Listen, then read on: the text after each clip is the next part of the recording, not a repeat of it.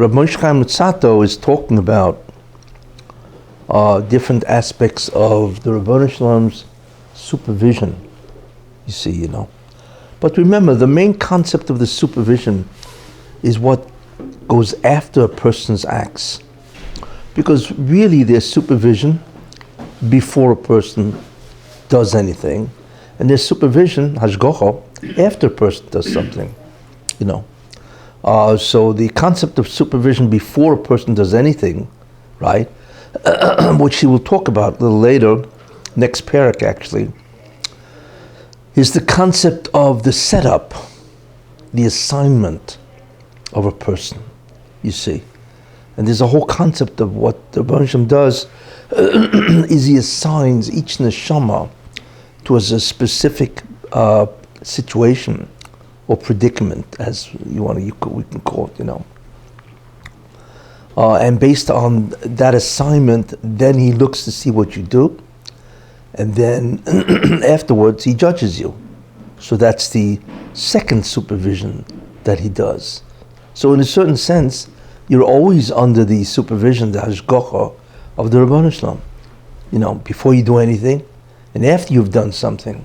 And of course, certainly the main hashgacha is that, after you've done something in this world, and then of course you have the ongoing supervision, which is eternal into Olam Haba.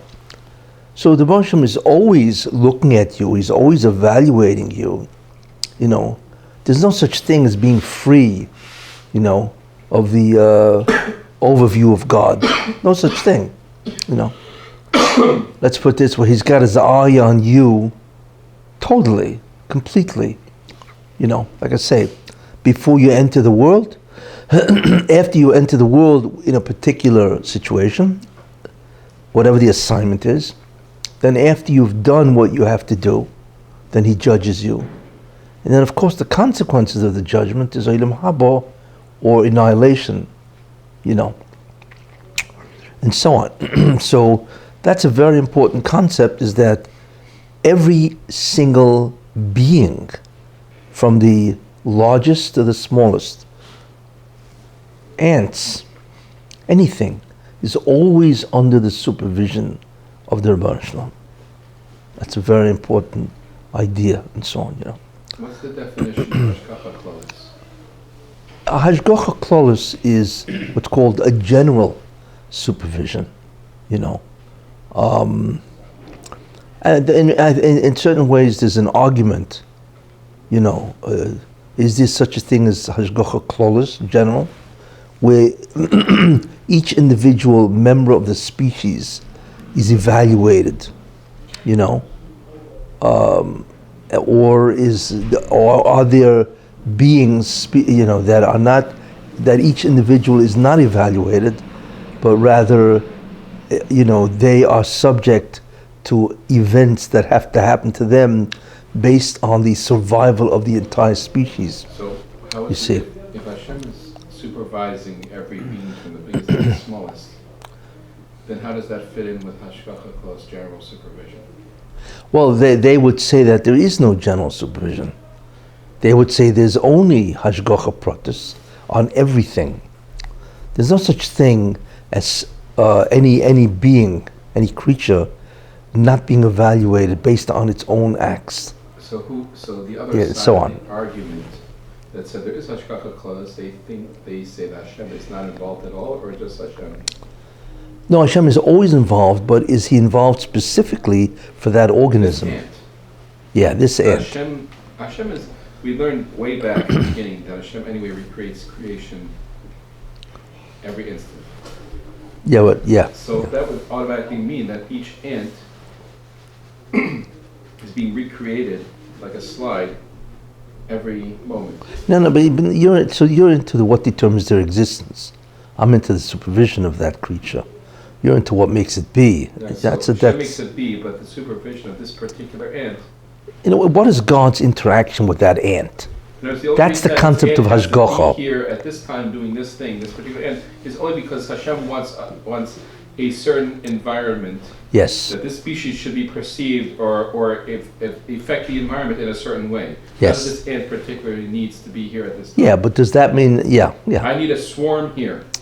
Yeah, but a swarm here, or he looks at each individual ant, Right. That ant has to be here. Right, but every ant is placed for You know the what I'm saying? benefit of the swarm. Every ant, certainly, yeah. But anyway, that's a different topic in terms of, the clothes. It's an argument.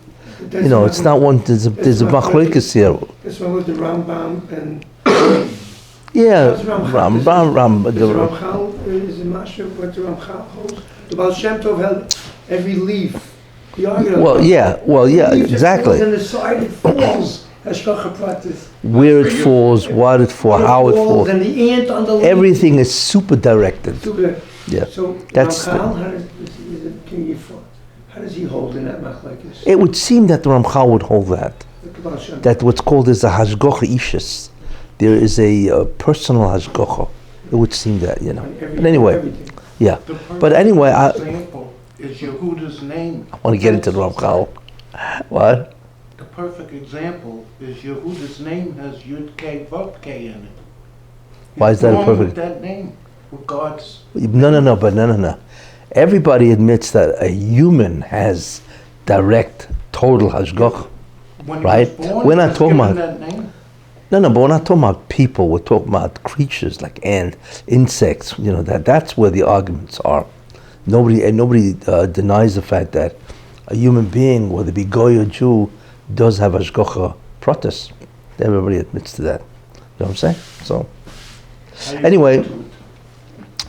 anyway, what the Ramchal says here is that at the end of a person's life, okay, Olam Habo is a spiritual place. Okay, that's fact one. Fact two, in order to get, for a person we know, to get to Olam Habo, he needs to be prepared for a spiritual existence. That we know. Fact three, the way he prepares himself for a spiritual existence, because the existence in Olam Haba is not physical, it's not material, physical, it is spiritual, then he has to be spiritual. You see, if you want to join a club, you know what I'm saying, then you have to be able to do what that club does. The club called Olam Haba is purely spiritual, so you need to be spiritual. If you in no way have become spiritual in Olam Hazeh, right, you won't get into Olam Haba. You see, it's like a requirement, to join the club. There's a certain requirement, Now, the Rosh Hashanah judges each person. Now, there is a certain minimum amount of spirituality that you have to have achieved, and that will enable you to get into Olam Haba, because there is a spiritual level in Olam Haba that is minimal. It is a threshold. If you are below that, even if you're spiritual, but if you are below the spiritual level of Olam Haba, then you can't get in. There is a minimum, yes. And therefore, you need to be spiritual at a certain minimum. Now, what does that mean, minimum? It means that you have to have done a certain amount of things that will enable you to be spiritual and therefore experience Olam Haba, which is a spiritual place. But what takes place in Olam Haba? The answer is attachment to God. You see, because the Rebbe Shem, although he's not spiritual per se, God is beyond spirituality, but Olam Haba experience is spiritual, In any case, so in order to attach to God in Olam Haba, you have to be spiritual at a certain level. Like I said, if you're not that, then you don't get Olam Haba. If you are that, then you get Olam Haba. So there's a cutoff point. That's a very important idea. The concept that there is a spiritual threshold for Olam Haba. So it's possible for somebody to be spiritual, but it's not spiritual enough to enjoy dvekus, which is the experiencing of the divine directly. You see. Now, we don't know what that cutoff point is, but obviously what the Ramchal is saying is that there is a cutoff point, which is interesting, you know. So obviously you have to strive to be as ruchni, as spiritual as possible, you know, because there is a cutoff point. Now the question is, what is spirituality? What's it mean to be spiritual? You know, and there's so many different views of what that means, you know. It's like, you know, something like a guy says, you know, I went to this concert, you know, and they were playing this music, and boy, was it a spiritual experience. You know, that kind of stuff, you know. It's amazing what people think is spiritual, you see. And therefore, in a certain sense, it needs a definition. What does it mean to be spiritual, you know? Can listening to a concert be spiritual? Music could affect your emotions. Oh, nobody denies that. But there are people that call spirituality so many different things. You know, music, music. A guy can say, you know, I saw this painting, boy, this painting may be spiritual. Or I heard a lecture, you know. I heard the lecture and, you know. Well, you know, and that really took me off to become spiritual, you know. So the real question is, what is spirituality? Ultimately. Out-of-body experiences aren't necessarily spiritual either. No. So that's what I want to explain. Even so had David played a harp so we could get into a prophetic experience, right? Yeah, but the question is, what? Grua speaks about the Shah Nagina, the highest Shah. What? The Grua. It says? It's about the Shah Nagina, that's the highest. You know, Shir Hamalos is like music brings you to the highest Shah. It brings you, but what is spirituality? That is the question. You know, what talking about? What brings you there? You know, what exactly does it mean to be spiritual? You know, and the idea to that, you know, as far as we're concerned, you know, to look at it, you know.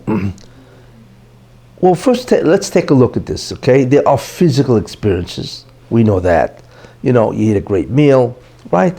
Traveling. There are many physical experiences which are clearly physical. They're bodily. Right, that's what it means to be, physical experience. There's also emotional experiences, obviously, because man has an emotional dimension to him, right? You know, all kinds of emotions. You know, there's there's love. You know, there's kindness. There's a lot of emotions. Gentility. Play a marching song to go into battle. Get you ready to fight. No. Anyway, there are clearly emotions which somebody could identify as spiritual, but they're not. They are emotional experiences. You know. No. It's because man is composed of many dimensions: physical, spiritual. Physical. What do you call it? Emotional. He's composed of emotion, right? So he has emotional experiences, right? Cognitive. What was that? Cognitive. Yeah, I was going to say that. Then there's intellectual experiences, right?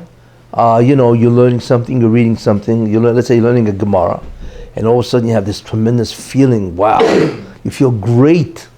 So that's basically an emotional experience that is fed by a cognitive experience. You know, there are intellectual pleasures. You know, if you're working on a problem and all of a sudden you see the answer, you've solved it, you know, there's a tremendous emotional satisfaction. But it's emotional, you see. And so therefore you can have physical experiences, you can have emotional experiences, like I said. You can also have, like I say, intellectual or cognitive experiences, right? So you can certainly have all those, you know. Then there are experiences which are not physical really. They're not emotional and they're not cognitive. What are they? Mental. Yes. There are experiences that you can have where you can exist on a mental plane. It's a lot of psychic stuff, you know. For instance, let's say, it's not common really, obviously, but let's say in the yogis, these guys, right? They meditate, right? Okay, and when they meditate, what happens is that they are able to shut down thinking, feeling, and bodily sensations. Actually shut it down, you see? And all of a sudden, they become what's called an intensified sense of self, and they experience something which is not, like I say, it's not bodily sensations, it's not emotions, and it's not thinking. They can stop all that, and they just think about themselves, their ego. What is that? You see? So what that is a mental experience, because a person does have a mental area of his life. There are many things that we have which we don't really realize. For instance, radio waves. What is that? It's part of the physical universe, right? But I wouldn't call it physical. It's really energy. Is energy physical? It's part of the world, so it's part of the physical universe. But it's not a physical thing, although clearly it interacts with physical things because your radio comes on, right? You're actually taking the energy of these electromagnetic waves and somehow reproducing them, and you're listening, and so on, But there are many experiences which are mental, because we have the mental capacity to experience different phenomena. But that's not spiritual. A yogi guy meditating and achieving a tremendous sense of individuality or ego or sense of self is not having a spiritual experience. He is having a mental experience. And I feel that's their mistake. Because since it's not the regular physical experience, then it must be a spiritual experience. Mistake. There is what's called a mental experience. Then the question is, what does it mean to be spiritual? What's that mean? When you're praying, that's spiritual. Well, no, you're praying. What do you mean? I know what you mean. That's spiritual. It's not spiritual. You pray and you daven and that's it. What does it mean to become spiritual? What does that mean? In this world, basically, what spirituality really is, in many ways, is a cognitive, intellectual understanding. You see, because you can never leave the physical. You're in your body, and that's the end of it. But what you can achieve is understanding of certain ideas, and that is spiritual. Why is that different than why? You're getting to the difference between understanding Torah and understanding... Because man's thinking does produce consequences. It does. You didn't really experience the spirituality. No, you can't, because you're physical. You can't experience... All you did was maybe touch it and create a consequence. You didn't actually experience spirituality. No. You can't become... You're in the physical universe. You can't be spiritual. I am Navi. Who? What about Navi? Nevuah is different. Nevuah is a true spiritual experience. But even that goes through the physical senses. You can't divorce yourself from your physical body. The answer is how to experience spirituality is that we don't. What was that? The answer to the question, what does it mean for us to experience spirituality? The answer is we don't. Not really. Because you can't, you're physical. So even though the consciousness goes up to, let's say, Yitzira, like you said, Yitzira, by Nevuah, where'd you go to, Yitzira or Bria? No, by Nevuah, you can stand in Bria and so look into Atzilus. But not really. Well, the question is, what is he experiencing? What does a Navi experience? So you're saying that he's, at best, experienced a mental state with cognitive consequences. He's never actually experiencing Bria. It's like he's touching Bria with gloves. Well, let's see what it is. Look, if you're a Navi, right? What a Navi does, and this is interesting, by going through a certain procedure. He's mechaven shemus. There's a whole procedure that a Navi does. Once he does that, right, then what happens is that the Shekhinah sends down a Shefa. It sends out a true spiritual force, of which we don't know really what that is. We're talking about the divine presence, right? In other words, this Navi, everybody in fact, is connected to the Shekhinah. That's your root, ultimately. So what happens is because of the procedure that he's going through, right, he generates a Shefa, which is a divine vibration. Okay. I'll use that as for lack of a better way to say it, he will create a divine vibration, which let's call it a Shefa, that will come down. And remember, it's his root neshama. It will come down, right? But the Shefa is from his root neshama. The Shefa is from his root neshama that is connected to the Shekhinah. So it all starts from the Shekhinah, goes into his root, where he's rooted into that Shekhinah, right? And he will generate a specific, for lack of a better word, vibration, energy. What? Signal. Well, it's a signal, but let's call it a vibration. It's a divine vibration that is truly spiritual, because we have no idea what it is. And what that will do will impinge on his neshama. You see, now his neshama will maintain that vibration, right? And that will impinge on his nefesh tachtoina. Everybody has two souls, two different dimensions. One dimension is called a nefesh elyoina. It means the true, what we understand to be the true neshama, the true soul, right? The real neshama is called nefesh elyoina. Okay? So that divine vibration will hit and impinge on that neshama. Then the neshama will then send out or carry that divine vibration, so to speak, and that will impinge on what's called the animal soul. Everybody has a nefesh tachtoina, or else they wouldn't exist. The nefesh tachtoina is what allows you to live. You can call it the life force, perhaps, but everybody has that nefesh tachtoina, you see. Now, that will impinge on the nefesh tachtoina. Then what will happen is the nefesh tachtoina, right, will immediately vibrate the imagination, and he will see a movie. That movie is the nevuah. In other words, whatever the Shekhinah wants to send to this guy, let's say an upcoming war or an upcoming, good tidings, right?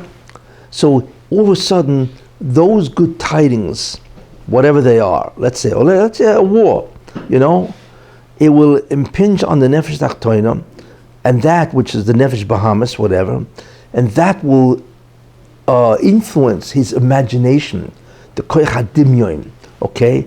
And number one, and he will see, he will have a visual representation of the nevuah, and number two, he will have a mental, intellectual interpretation of the nevuah, of whatever the message is, you see? But it's going through him as a person, you see? In other words, in some way, the spiritual force, right? He becomes the receiver, but the actual message or signal that he receives, in a certain sense, is physical. But it will be visual, it will be intellectual, concept and insight, you see? And that's the nevuah.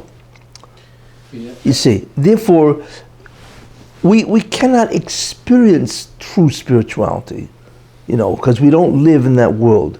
We are here. Nevuah is the perfect example of the interface between a spiritual experience, so to speak, and the physical reception of that spiritual experience. So there's an interaction between the two, but what the person ultimately experiences is he experiences the spiritual force or vibration through his physical body. And that itself is incredible, because we don't even know what that is. mean, what a Navi felt was beyond belief. What the Navi felt was the greatest access and the greatest feeling of spirituality. But it was through the body. Look, the body itself can have many different feelings, experiences. There are different levels of pleasure. You see, what the level of pleasure, if you use that word, that a Navi experiences, we don't know unless you're a Navi. But it was different. It wasn't like anything you've ever experienced.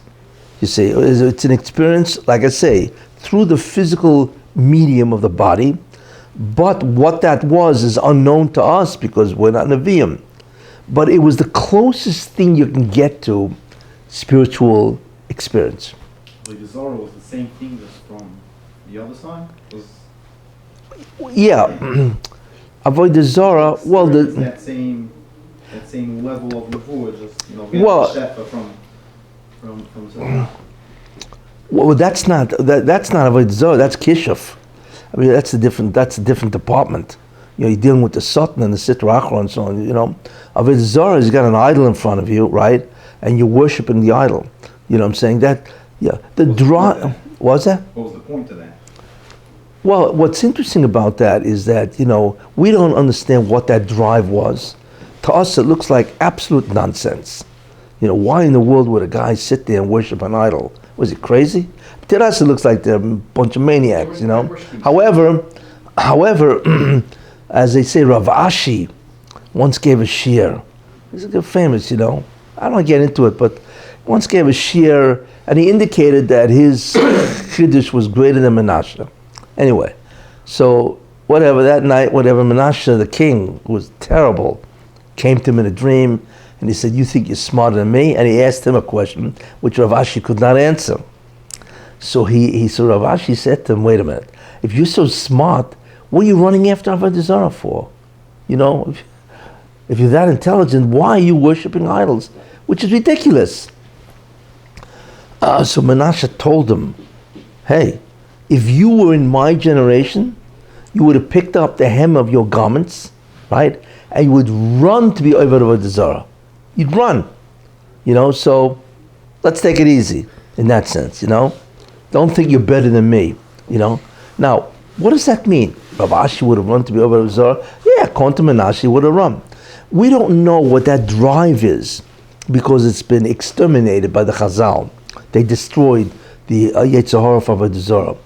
But to get an inkling of it, apparently, man had this incredible drive to connect to the spiritual. We don't know what that is. Today, man has an incredible drive to run from the spiritual. If you think about it, what's going on today? I mean, everybody's out of here. Everybody's running for the physical, and they don't even want to touch the spiritual. But in those days, apparently, because then it would be an equal nisayon, everybody had this incredible drive to connect to Ruchnius. So therefore, to them, Ruchnius, even if they had to make up the Ruchnius, which is what they did, they had to imagine the Avodah Zarah is a real God, what I'm saying, and just worship the idol, and so on. So it's astounding that he's making up the Ruchnius. What are you doing that for? Because he had this incredible, it's a taiva that we cannot relate with, that he had to connect to Ruchnius, spirituality, you see? But anyway, that was taken away. What about it was exterminated. It's more than, it was, and because they, what? Does Ruach Hakodesh still exist? Yes, that's different. How's that? That's that. No. How's that work? How's that What? The same one. Ruach Hakodesh. Remember, there is spiritual. Remember, there is experiencing spirituality, and then there are the consequences of spirituality. Ruach Hakodesh is a consequence of spirituality. Instead of nevuah, which is a whole different type of experience, many times a person, will just know something. He knows it, and he knows it's true, and he knows it certainly. That's Ruach Hakodesh. Ruach Hakodesh is an incredibly watered down version of nevuah, but it's basically the same thing. where you know something to be true, and the way you know it is the same idea. It comes from the Shekhinah and so on, but it's not. There is no attachment to the Shekhinah. That was what's so special about Nevuah. In Nevuah, you were connected to the divine presence, to the Shekhinah, and therefore there was that whole chain of events that ultimately gave you the message of Nevuah. You see, Ruach Hakodesh, you're not connected to the Shekhinah. You could have Ruach Hakodesh because some malach decided to tell you something. We call it intuition now? What? Is that intuition? It's spiritual intuition, because it's ruchni, in the sense that it's the consequences of a spiritual mechanism. That's how you get it. There are many tzaddikim that have Ruach Hakodesh. You know what I'm saying? Which means that they know things that you couldn't possibly know, and not because, and they could not possibly know. I mean, there are many stories, of Rabbi Chaim Kanievsky, who clearly has Ruach Hakodesh, and certainly the Chazon Ish. There are many Gedolim, Chavetz Chaim, they clearly have Ruach Hakodesh, which means that they knew things because they were attached to Ruchnias, the spiritual dimensions. A Novi is attached to the Shekhinah itself, and that's how he knows. Ruach Hakodesh, like I said, is a watered down version. But what I'm trying to say is that, but we don't experience spiritual experiences. What we can experience, is physical experiences that are generated by spiritual domain. That's just like Nevuah. He experienced it in a physical way, his feelings and his thinking and his seeing and all that, but it was generated by a spiritual reality. Didn't you tell me once that Anyway. Ruach Hakodesh, there are two forms of Ruach Hakodesh. One of them is the true Ruach Hakodesh, and one of them is what we have today that people misname. Yeah. True Ruach Hakodesh was basically like Rabbi Shmuel was able to kind of go halfway, meaning he was able to go up. There's Nevuah, which is prophecy. The level below that is called Ruach HaKodesh, true Ruach HaKodesh. And then what that was is, let's say Rabbi Shmuel, Rabbi Shmuel Kohen Gadol, whatever. What they would do is meditate on a divine name, again, Yehudim and Shemus and all that, right? And all of a sudden, they would be connected to the spiritual worlds, not necessarily Shekhinah, right? And the connection, however it works, the energy, let's say of a certain spiritual world, let's say, would vibrate, that's the only way I can describe it. It would hit the guy, and that guy would see into that olam. Like Rabbi Shmuel, when he went up, right? What did he do? He all of a sudden, the vibration removed the physical barrier, and he was able to look into olam yitzira. That's how high he went. And then he saw a man, wasn't a man, it was a malach, and he spoke to the malach, because he wanted to find out if the gzera, the decree of the 10 martyrs, if it can be cancelled, annulled. No way. That's what the malach said. And so on, That's Ruach HaKodesh. Ruach HaKodesh is the ability to connect to a spiritual dimension, but again, you only can see it through the physical capacities of whatever you have. But you are looking into a spiritual dimension. So when it means you stand in Yitzira or Bria, so that's not, nowadays Ruach HaKodesh is just... Well, that means how many partitions were there between you and that olam? What's a different experience, but whatever you were experiencing, it's like a guy is walking down a New York City street, and then walks into a shul. I mean, in our watered down world, it's a different experience. Or a Yom Kippur. Let's say you walk down New York City street, A, on a Tuesday, and B, you're on Yom Kippur. Those are two completely different, and one's more spiritual, so to speak. So that's what it was like. We're still interacting with spirituality, experiencing physicality, and experiencing physicality. Yeah, that's what I'm saying. But our experience is completely different. So that's what it was like. That's what you're saying.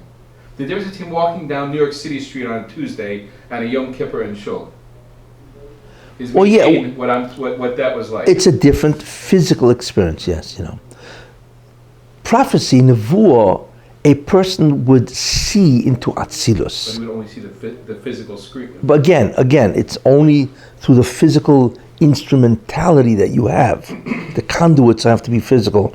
But his vision and his emotional feeling is because he looked into the world of Atzilus, which is the world of God. He could actually look into it.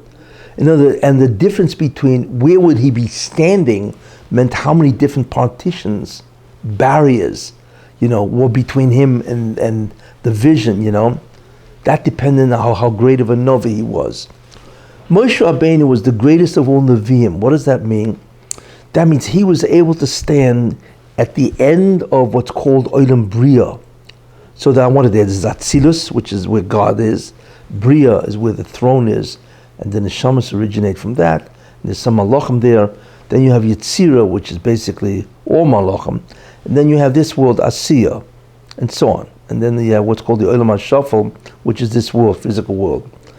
A Navi, by doing what he did, was able to stand at the end, all the way up. He was able to look into, from the standpoint of Yetzirah, which means Moshe Rabbeinu had no barrier in front of him, which is incredible. And he had an unbelievable clear vision. But he looked into Atzilus. He wasn't in Atzilus, means he wasn't in the world of God, so to speak, but he was like right outside the house with no barrier and no door. So, wait. So therefore he could look into what's called Atzilus, which is, let's say, the God's residence. But there was no barriers, no door. Everybody else had doors, barriers, and so on, depending on how great of a Navi you were. That's why Moshe Rabbeinu was the greatest Navi, because he had no barriers other than the fact that he wasn't in the house. So his barrier was he was out. Yeah, that's so that he had no barriers. But what he did have was he wasn't in the house. It wasn't in. So so let's say that was the minimal of vision or clarity you could have. Everybody else stood in Bria, which is outside, let's say on the lawn, right? And the question was, how many different shields or barriers were there that the vision, the vibration had to go through? You see, finally you get to Yecheskel, a Navi, by the time you got to him, what happened is he was no longer on the lawn, right? He stood in Olam Yetzirah, you see, but he could still look into the house. Every Navi, that's what prophecy is. You can look into Atzilus, you can look into the house where God is. It's incredible perception. The question is, how many barriers were there in front of you? So the average Navi was in the lawn, let's say the lawn of the guy's house, right? Yecheskel already, prophecy had so descended that he was standing outside in the street, right? And he could look into the house, but he had to look through the street, through the lawn, to look into the house. And his vision was beyond belief, because the whole Kabbalistic Ma'aseh Merkava, which is the whole framework of Kabbalah, he's the one who revealed. Can you imagine what he saw? That he's revealing the whole Kabbalistic structure and framework and so on. And he's standing outside in the street, looking through the lawn, looking through the gates, the lawn and so on. So we cannot even imagine, that's Yecheskel. We cannot imagine, Yeshaya Novi or Yirmiyahu. Forget about Moshe Rabbeinu. We have no understanding of what that vision is. So more than Yecheskel ben Buzi. Yes. So what happened there? There, that's because the Rebbe Shalom removed the doors. And he removed everything. It's not that she saw more. It doesn't mean that she could have been in Yetzirah looking in, but what the Rebbe Shalom did is he removed an enormous amount of barriers. He removed an enormous amount of barriers. So that's so therefore. But this is all nevuah because they're all looking into the house. The question is, how far back are they? You see now. Ruach Hakodesh now is, you don't look into the house. The house is shut, you see, and the lawn is shut. You can no longer get into the lawn to look into the house. That's out. Ruach Hakodesh is where you can stand on the street, right, and look into the street. The street or the lawn? No, you can't look at the lawn. You cannot see Bria. You're outside. But what you can do is stand in Yetzirah, which is a street, and talk to the beings, spiritual beings in the street. That you can do, you see? And those are the angels. So Ruach HaKodesh, in many ways, is an unbelievable come down of Nevuah. However, you can still look into the spiritual world called Yetzirah. It means you can stand in it, so to speak, and talk to denizens, residents of Olam Yetzirah. And that's what he did. That's Rabbi Akiva, Rabbi, the four who entered Pardes. Pardes was really Olam Yetzirah, Ruach HaKodesh. It was Olam Yetzirah, and they were able to converse with Malachim. That's what they did, you see. But today, we don't have that anymore. The primary reason why we cannot look into the house, that's out. And we certainly cannot even do Ruach HaKodesh, that's out, right? Is because of Tumah. Well, for the main reason also, we're not great enough. We don't know the procedures, you see. But part of the problem is Tumah. We are unclean in the sense of spiritual. We're Tameh. And if you are Tameh, you cannot in any way reach into a spiritual domain. You cannot see into a spiritual domain. The Tumah does not allow you. What made Ben Azai go crazy and go mad in Pardes? That's different. Now you're asking me one of the events of that, I'm just trying to describe you the different visions that you can have and what you can see and so on, So today, the Chavetz Chaim's Ruach HaKodesh is not that at all? No. Nobody has Ruach HaKodesh, that type of Ruach HaKodesh. Remember, Ruach HaKodesh is really a smaller form of Nevuah. Nobody has that. However, what today people do have, is there's a thing called Gil Elio. It means there are connections to the spiritual world. If you're Zoicha, the Elio comes to visit you. Today, What? which can happen. Yeah. Anyway. Who?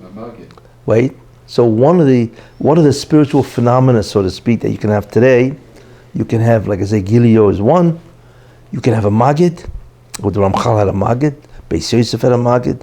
A Magid is an angel, whatever, that speaks to you through your own throat.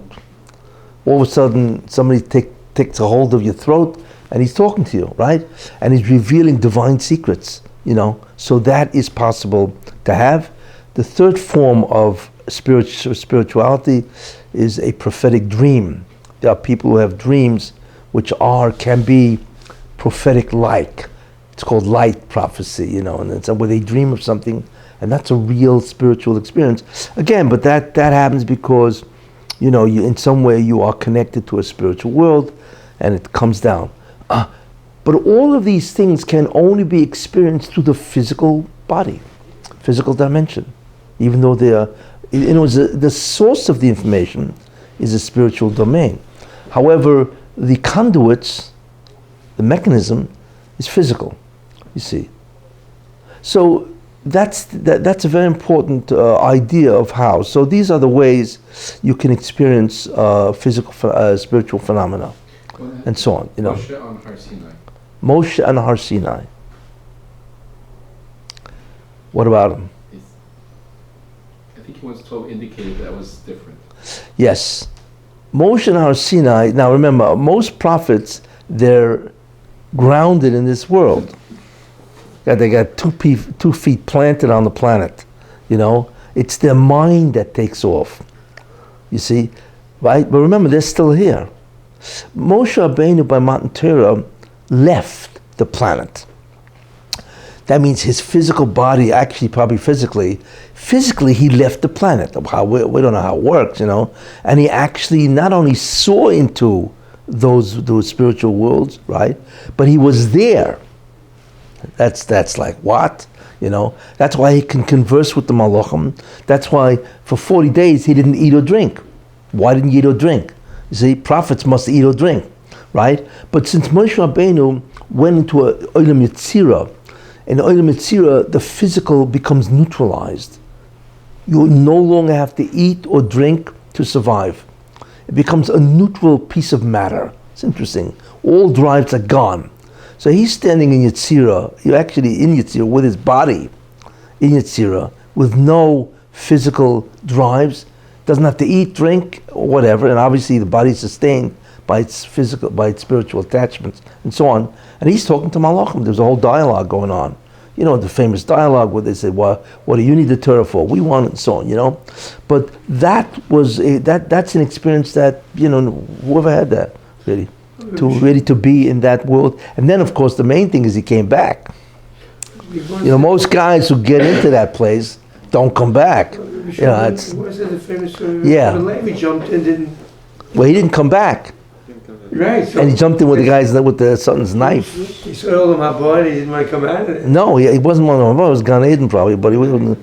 He went in there alive. No, but the idea of Moshe Rabbeinu is he came back. Oh, that's. These guys go and they stay, you know, and so on. You know, and so on. You know, so these are all different types of spiritual experiences. That's true, you know. But remember, in the end, you know, as long as you're here, you will experience all this stuff physically. Now, we don't know what the emotional experience is of experiencing spiritual vibrations. You know what I'm saying? Because something comes down and that does something to our emotions. You know what I'm saying? We don't know what that is. You know. So what's left for us today? If we don't have that, how are we going to be spiritual? No. So here's the idea. Because there are physical sensations, right, which are the consequence of spiritual acts that you do. For instance, when a person, let's say a person, he davens, tefillah, prayer, right? And he really gets into the prayer, where God is actually in front of him in the sense that he really feels he's conversing with God. Okay, you know, that's a very lofty way. You know, most guys, you know, tefillah is used as an experience to travel around the world. And just think about what happened yesterday, tomorrow, I'm taking a trip next day, you know. But there are certain people that actually can get into prayer where they truly feel as if they're dialoguing or standing in the presence of God. Then they will experience an emotion, you see, which is the consequence of a spiritual event. But we don't know what that is unless you're doing that. Tzaddikim who are tremendously into mitzvahs, prayer, and so on, do experience something, you see, but it's not spiritual because we are physical. But it is an emotion or some kind of experience which is ecstatic. That it is. Now, you maybe want to label that as spiritual, fine. But, you know what I'm saying? But basically, it still has to go through the physical body. You know what I'm saying? But it is an emotion, it's an experience, it's a sensation, whatever it is, right? Which is incredibly ecstatic, you see. So in a certain sense, let's call that spiritual. Without the experience, So did you give a definition? putting on tefillin is supposed to connect you directly, right? Yes. Won't that do it without getting No. feeling? No, it won't do that. You know, it won't, you know. A great deal depends on the mind, the intention of the person, the focus. Yeah, tefillin can do it if you are focused on the tefillin in terms of what it does and so on, yeah. But again, it requires your mind, you know. It's not just putting it on the box and the straps. It's not going to do it, although it does trigger what's called iris. It triggers energies, light, energy, divine energies. It does, because that's the whole point of the mitzvah. But the experience itself depends on the mind's focus of what you are doing. Before you put on tefillin, I read 2 pages and it shows me the intent. Fine. I haven't. I should have. You should So have. that's the intent. Fine. Again, so are you having it? I read it, yeah. I Reading and intending are 2 different things, right? It's 2 different things. A lot of people read about intent, but there's what's called focus, where you actually enter the world of that thought, and that thought becomes real, not just an imagination kind of thing. But anyway, so a person can experience a spiritual event, but only in the sense of it is an extremely heightened physical feeling. But it has to be physical because we are rooted and connected to the physical body. So what is the definition that you for the Physicality? So this, I would say, is the experience of spirituality that we can have. You see, so like saying, in the olden days, it used to be prophecy or the real Ruach Hakodesh. That was the experience of which, but even then, it was a physical experience. But its intensity and its quality is something that is unknown to us.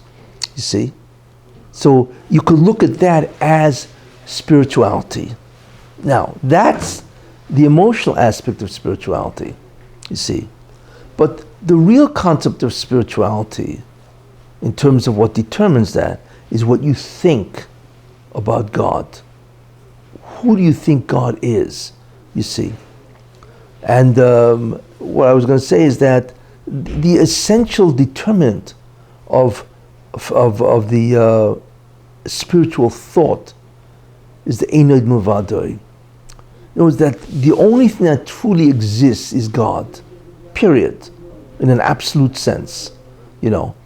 If you can think about that and focus on that where it becomes real, you see, then you will experience something which can be said is the consequence of that thought.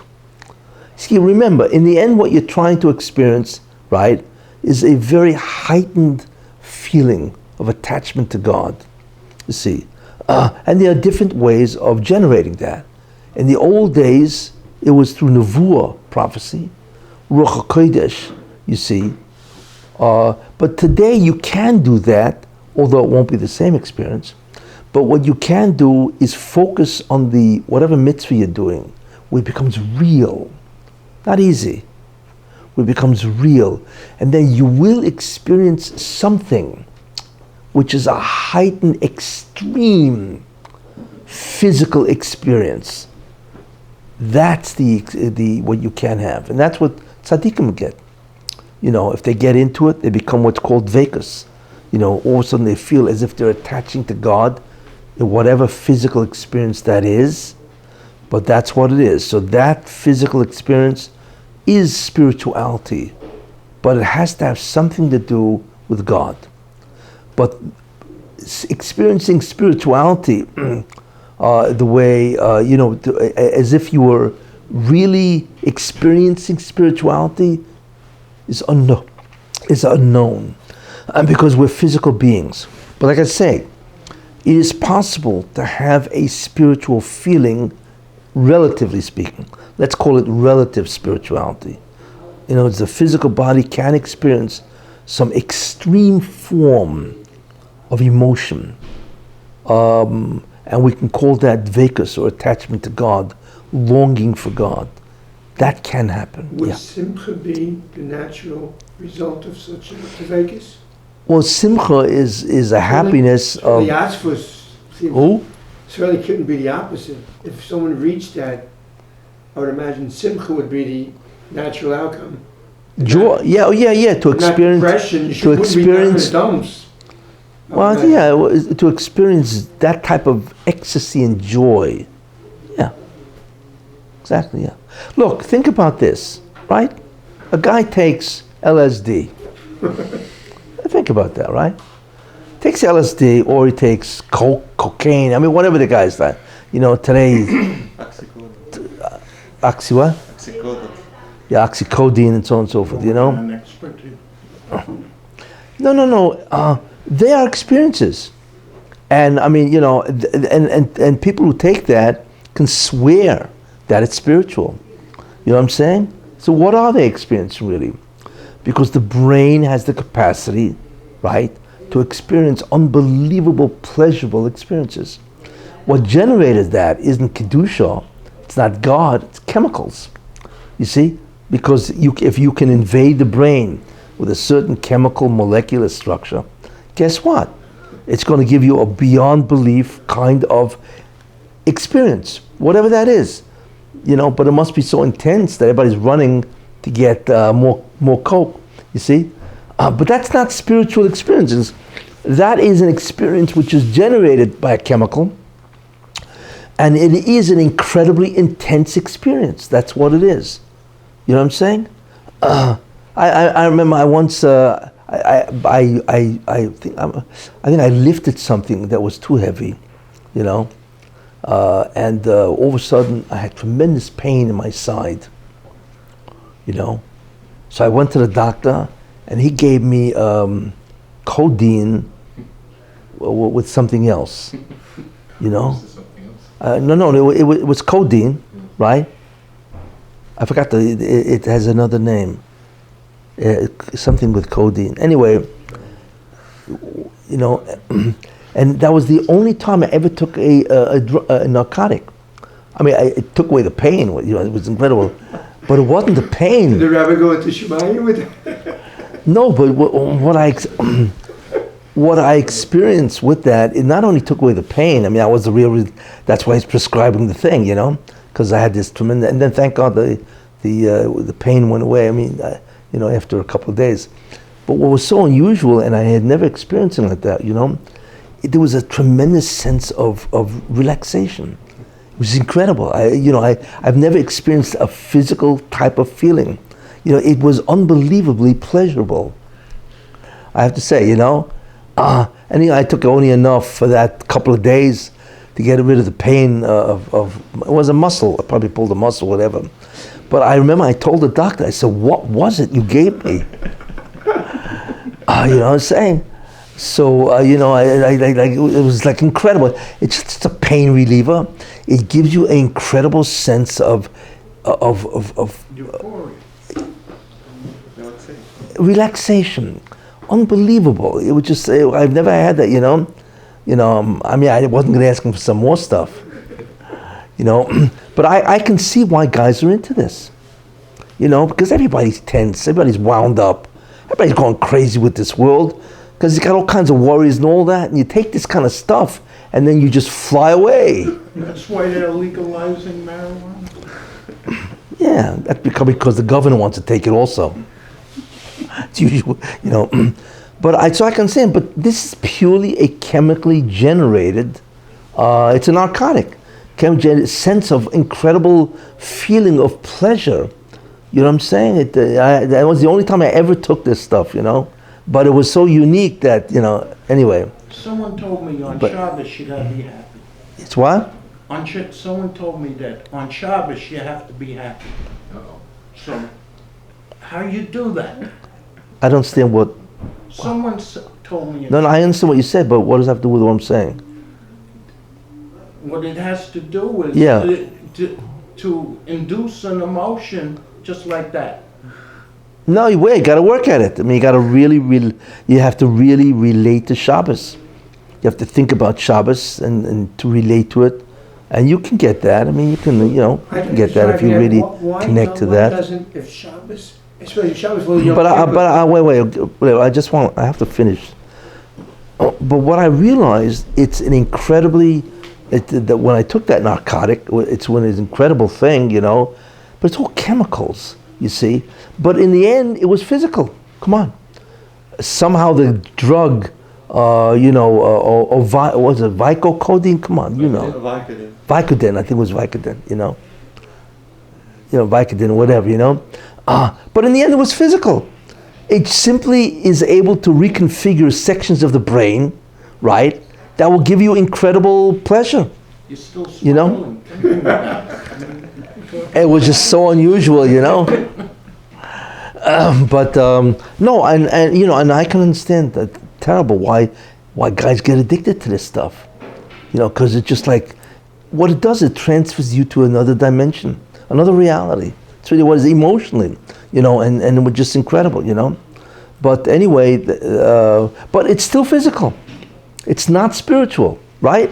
Even though guys would swear that when they take coke or this called Vicodin, whatever, right? Oh, I'm having a spiritual experience. What they're really having is a beyond belief narcotic experience that just reconfigures some of the chemicals in the brain, which the brain can give you, and that's it. You know, I remember they once did an experiment. It was famous with rats. You know, where they hooked up electrodes to the rat's brain. You know, the pleasure centers. You know, and the rat would only experience that if he pressed the lever. You know what I'm saying? And if you press the lever, it would connect, right? And they hooked it up to the pleasure centers in the brain, and wow, zingo, you know? And what happened was, with the rat, he died. Why? Because he just kept pressing the lever. You see? And he didn't take out any time to eat.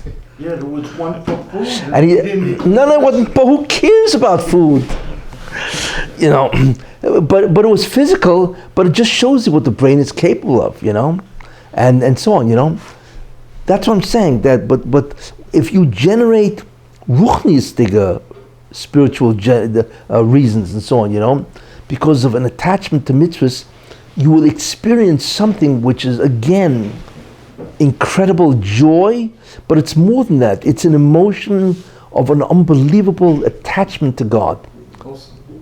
And it can happen now, here, but it takes a lot of work to do that. But that's the spiritual experience that you can have, you know. So what a spiritual experience basically is that the generator of that experience, right, is a thinking about God, about the mitzvahs, about anything you want to think, but it has to be God related, you see, because then the repercussions of that is not just experiencing this spiritual feeling, so to speak, but it will trigger incredible amount of lights in the spheres and so on, and bring tremendous amount of tikkun to the universe and so on, you know. If you're not on that level, just doing the mitzvah isn't even a diminished level. You're reaching something, no? Yes, yeah, you are. The problem is most people don't think when they do a mitzvah. Think about it, it's rote. Most people, when they do mitzvahs, do it out of routine or rote. There's no thinking, you see. In order to generate these types of feelings, right, you have to be in the reality of the mitzvah. You have to think about what you're doing, to understand the mitzvah, the greatness of the mitzvah, and so on. You have to think spiritual ideas, and then you can experience these things. Look, tzaddikim experience this. People who are oivdim, oived, people who work at this, do experience these incredible spiritual experiences, which are physical but relatively spiritual. That's what I want to bring out, you know. But they do experience this, yeah. There's a tremendous anyway. Before you read anything, you gotta say a blessing. Yes. Saying that I know God created this. Thank you. Yes, but there are people who are focused on the bracha. When they say, "Blessed are you, God," right? That created the fruit of the tree or whatever, right? They are thinking of God. You see, and they think of God, and they are saying, "Am I really blessing Him? Am I really thanking Him?" And they are thanking Him. You see, look, the Gemara brings down Hasidim Rishonim used to meditate for 3 hours before they would daven Shemona Esrei. Why? Because they didn't just want to say the words; they wanted to focus on the reality of davening Shemona Esrei, which is standing in front of God. Right? There's an audience. Most people don't understand. When you are davening, you're in an audience. You've now entered the throne room. You see, most people don't think about that when they daven Shemona Esrei, right? But what they think about is that they're in the throne room. But if you can make that into a reality, you have ascended to a place that most people have never ascended to. If you can actually see the throne room and actually feel, make into a concentrated reality that you are talking to God, it's a different Shemona Esrei. Yeah. Anyway, but that's the idea. That's how you can do it. You need to take the mind into the mitzvah, the kavanah, and if you do it often enough, you will achieve a tremendous ecstatic experience, which you can label as spiritual, relatively speaking. But it still goes to the physical body. But it's generated by an attachment to God through the mind. Very important idea. But it requires a lot of work. You see? When I say Shemona Esrei, and I take 3 steps back, intellectually, I'm saying to myself, I'm leaving Olam Hazeh, and when I take 3 steps forward, in my mind, I say, now I'm approaching God. Okay. To talk to Him. Good. Very But good. it's intellectual. I'm not like, up there in the But other worlds. But no. But the question is, how real do you think you're in? You could think something, but it's only a thought. You want to make that thought a reality. That takes work. That's why tefillah is an avodah. Tefillah is an avodah shebelev. Why is it an avodah shebelev? What do you mean belev? What it really means, right, is that when you daven, you say the words, but that's not the avodah of tefillah. Is just to say the words. It's to make the event of davening real, and that means you have to focus with your mind on what you're doing, and eventually it becomes a reality. Yeah, that's what happens, right? And when you can daven, where the mind has achieved that this experience is a reality, you are up there, and the feelings that you have then is superlative. It's incredible. You see, but that it needs mind. That's why it's avodah shebelev. It's an avodah in the heart, which means basically the mind. You need to make the tefillah a reality. That takes a while to do. It takes real focus. What was that? That you're in the throne room. That reality. Yeah, well, that's the reality. Hashem is listening to you. Correct. Yeah. You're talking to God. That's why many times it's very disheartening to see, guys come late. How many guys come late for davening? You know what I'm saying? Think about that. They come in after 15 minutes, 20 minutes. The guy's up the Yishtabach, right? And the guy just walks in, and now he's putting on film, right? To tell you, what are you doing? How are you going to get into the reality of Shemona Esrei when you just walked in by Yishtabach, right? 5 minutes by Shemona Esrei, meanwhile you're putting on your film. How do you do that? And the problem is because these people don't understand that they are in the throne room with an audience of God, The question is, if they had a meeting, with some high, king of some country, would they come late? Of course not. It's a reality there, But people come late all the time. I see guys coming late like clockwork. They always come late. I understand that, Either you're taking tefillah to what it really is, so what are you doing coming late? You can't possibly have any kavanah davening Shemona Esrei when you're starting to put on film by Yishtabach. It's over with, Because to them, davening is really just lip service. It's really what it is. If they were honest with themselves, they would just say, hey, it's a ritual, I just got to get through it. Right? But for those people who take davening seriously, I feel a guy should come at least 20 minutes before the davening starts. Because you want to get into what's called the mental framework of where you are and what you want to do. Sometimes you have it and sometimes you don't. That's true, but that's the avodah. The avodah is eventually you'll always have it, because the mind gets used to an experience over and over again. Anyway, so I'm trying to explain what spirituality is, by going through the different prophetic states, Nevu and Ruach Hakodesh, and so on, But ultimately, like I said, it is a physical experience, but there are incredible amount of variations of a physical experience, you see.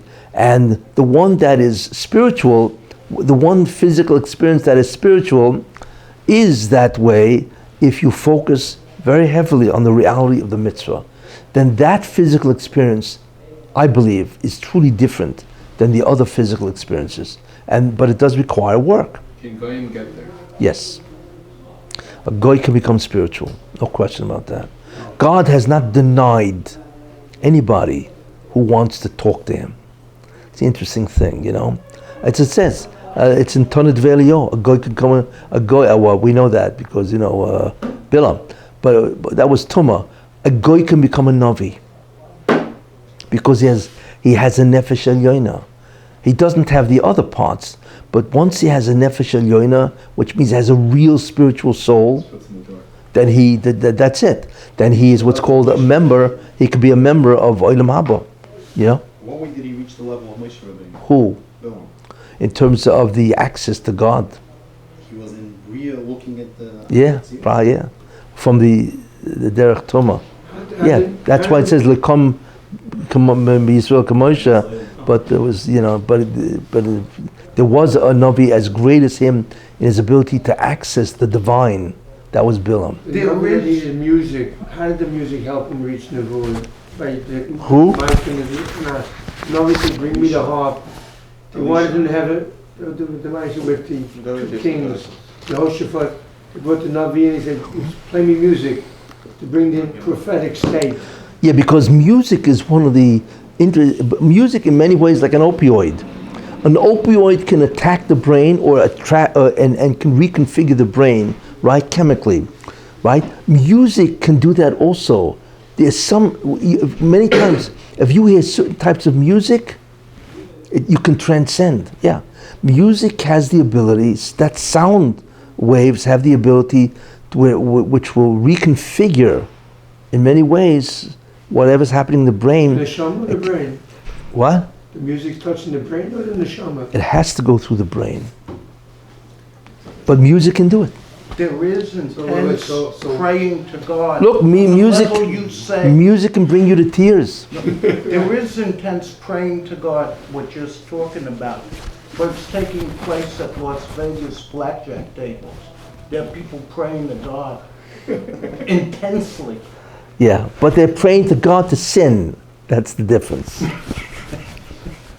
I don't think God's listening to them. He hears them, but he ain't listening. Yes. What was your definition for spirituality? Is a physical experience of intensity, a certain type of physical experience that comes as a result of being generated by the mind focusing on God. You described the effect of spirituality. Yes. But you didn't define spirituality. No, I did in a certain, no, I did, I said that is the spiritual experience you can have. So it is spiritual through the physical medium, that's, Yeah, but what is spirituality? What is an attachment to God?